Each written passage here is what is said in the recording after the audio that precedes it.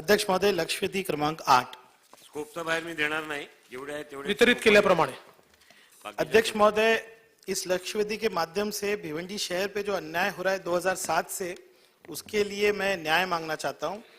अध्यक्ष महोदय, 2003 के कायदे प्रमाणे जो है जहां जहां महाराष्ट्र में बिजली की चोरी ज्यादा थी वहां पे फ्रेंचाइजी मॉडल इंट्रोड्यूस किया गया।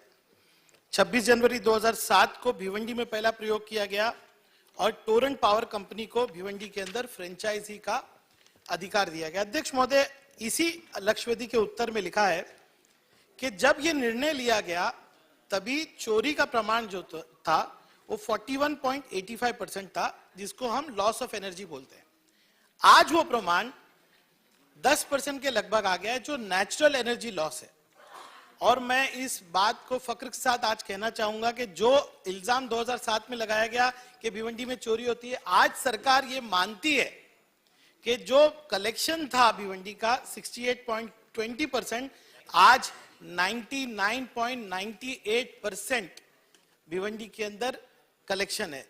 तो आज अगर मैं ये बात कहूं कि पूरे महाराष्ट्र में भिवंडी शहर लॉस ऑफ एनर्जी और कलेक्शन के मामले में नंबर 1 है, तो मेरा हक बनता है कि मैं सरकार से न्याय मांगू। अध्यक्ष महोदय, 2007 में जब ये निर्णय लिया गया तो तब एमएससीबी के कुछ बकाए बिल भिवंडी में थे और उसका आंकड़ा सरकार ने दिया है कि जो प्रिंसिपल अमाउंट आज जो है वो 278 करोड़ है, जिसपे ब्याज और लेट फीस है 424 करोड़ की। 2007 से ये एमएससीबी का बकाया है और प्रलंबित है, जिसके लिए पब्लिक भी परेशान है और सरकार का पैसा भी नहीं आ रहा है। तो उस वक्त जब ये करार हुआ 2007 में, तो सरकार ने ऐसा करार किया कि जब एक व्यक्ति जो परमानेंटली डिस्कनेक्टेड कनेक्शन हो उसके लिए, लेकिन मैं आज न्याय परमानेंटली डिस्कनेक्टेड कनेक्शन और लाइव मीटर दोनों के लिए मांग रहा हूं। तो करार में ये लिखा था कि प्रिंसिपल अमाउंट और 50% इंटरेस्ट अमाउंट पे करो तो आपका बकाया माफ हो जाएगा। लेकिन मुमरा के अंदर जब करार किया गया, जो अभी हाल ही में किया गया, जो 14/12/2021 को किया गया, वहां पे क्या कहा गया है कि आपका प्रिंसिपल अमाउंट और 10% ब्याज, यानी भिवंडी को 50%, मुमरा को 10%। मैं तो चाहूंगा मुमरा के लिए भी वो माफ कर दिया जाए, यानी एक ही राज्य में 2 धोरण है। मैं मुमरा पे भी बात करूंगा, लेकिन मैं ये कह रहा हूं कि अगर समझिए 424 करोड़ रुपए का इंटरेस्ट अमाउंट है, 10% से अगर हम माने तो 42 करोड़ होता है। तो मैंने एक प्रस्ताव, सन्मान्य दादा तभी फाइनेंस मिनिस्टर थे, सन्मान्य अजीत दादा, तो 14/12/2021 को ये मीटिंग हुई। मैंने कहा कि आप एक योजना बनाइए, और ये आज 75वां अमृत महोत्सव मनाया जा रहा है। मैं देवेंद्र फडणवीस साहब से निवेदन करूंगा कि भिवंडी को एक अमृत योजना दीजिए आप। और ये अमृत योजना जो है उस वक्त डिस्कस की गई, तो दादा ने ये कहा कि प्रिंसिपल अमाउंट का इंस्टॉलमेंट कर दो ताकि 278 करोड़ सरकार का पैसा जो बकाया 2007 से है वो सरकार को मिल जाए, और जो इंटरेस्ट अमाउंट 10% के कैलकुलेशन से आता है, जो आज करीब करीब 42 करोड़ है, वो जनरल बजट से एमएससीएसएल को पे कर दिया जाए। इससे 2007 से जो प्रलंबित विषय है वो आज उसको न्याय मिल सकता है।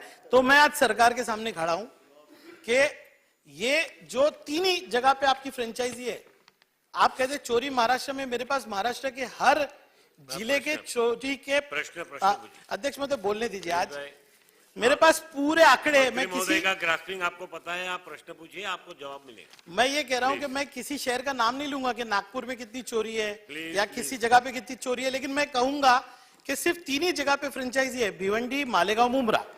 तो क्या सरकार जो योजना, अमृत योजना की जिसकी मैं बात कर रहा हूं, क्या सरकार जो इंटरेस्ट अमाउंट है वो जनरल बजट से पे करके इंस्टॉलमेंट, पीडी केसेस और लाइव मीटर, यानी परमानेंटली डिस्कनेक्टेड मीटर, और दूसरा जो है लाइव मीटर है, सबके लिए न्याय देते हुए एक स्कीम भिवंडी और अन्य, मैं मुमरा के लिए भी कहूंगा, मालेगांव के लिए भी कहूंगा, वहां के लिए भी लाएगी क्या? ये मेरा पहला प्रश्न है।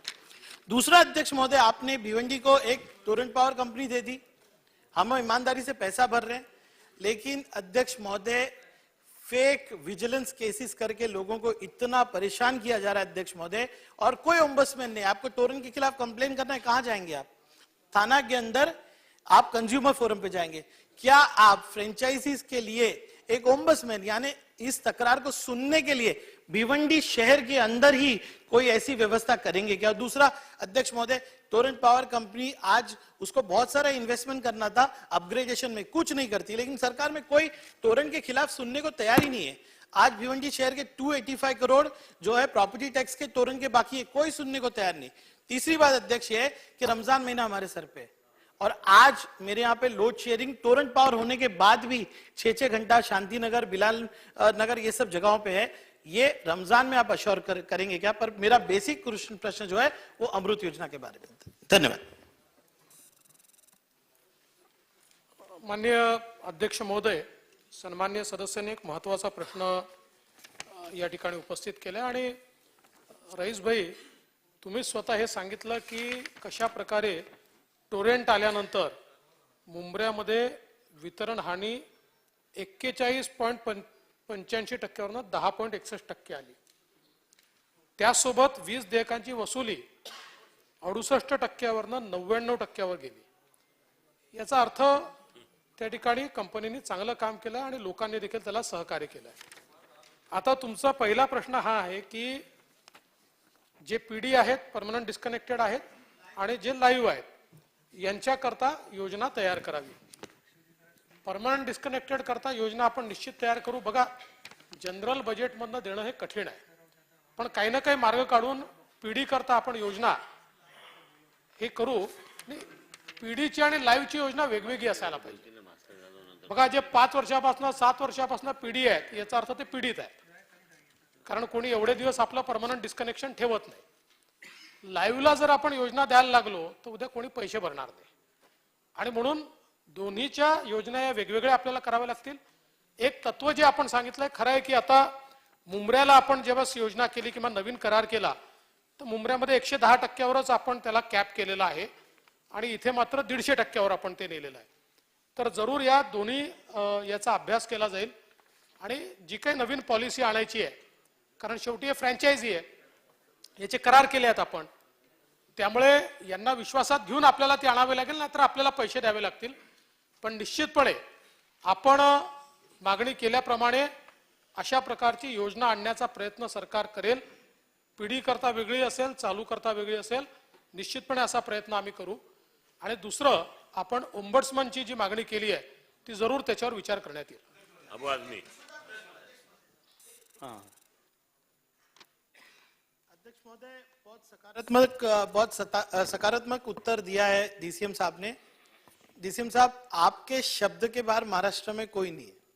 अगर आप टोरेंट को बुलाएंगे और उनसे ये चेंजेस करने बोलेंगे तो डेफिनेटली होगा, लेकिन मेरा एक ही कहना है कि पीडी पे आपने कहा कि पीड़ित लोग हैं। देखिए, बहुत सारे वाया मीडिया होते हैं जिससे लोगों ने मीटर लगा लिए। पीडी और लाइव मीटर पे प्लीज फर्क मत कीजिए, और योजना लाइए तो दोनों के लिए लाइए। धन्यवाद। पूरे महाराष्ट्र को लागू होते हैं फिर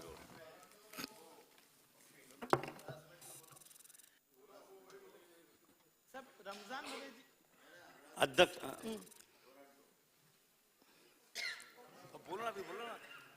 अध्यक्ष महोदय, टोरेंट पावर की जो दादागिरी भिवंडी में चल रही है और हरासमेंट हो रहा है, और रमजान में जो लोड शेडिंग नहीं होना चाहिए, ये दो विषय पे भी उत्तर दे सन्मान्य। नाही, दादागिरी कोणाचीच चालू देणार नाही आपण, फक्त दादांची चालू देऊ। त्यामुळे कोणावरही जर कुठे जबरदस्ती होत असेल तर त्याच्यावर निश्चित कारवाई केली जाईल, आणि रमजानच्या संदर्भात आपण सांगितलं, जरूर त्या संदर्भातले निर्देश आपण देऊ। चला अबू आदमी।